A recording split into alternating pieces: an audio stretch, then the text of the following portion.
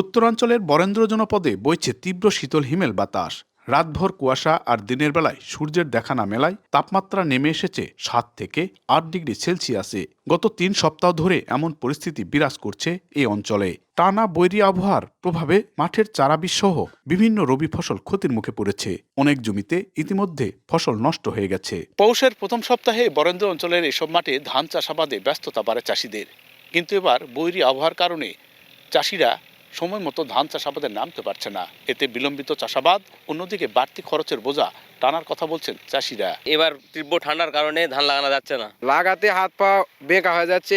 এই দুপুর 2টা বেজে গেছে, তারপরেও মনে করেন যে হাত পা হচ্ছে বেঁকে যাচ্ছে। আবহাওয়া খুব খারাপ, বিছন খেলে বিছন সব সার মরে যাচ্ছে, ঠান্ডা কুয়াশা।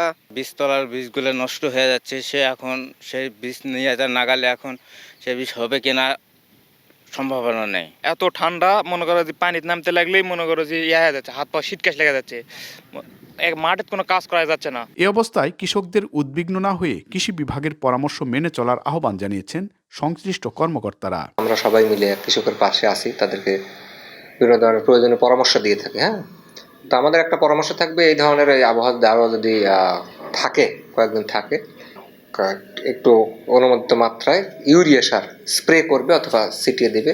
যারা অফিসাররা রয়েছে তারা সময়ে সময়ে তাদেরকে বিভিন্ন প্রয়োজনীয় দিক নির্দেশনা দেবে। সেগুলো যদি মেনে চলে তাহলে তারা ক্ষতির হাত থেকে রক্ষা পাবে।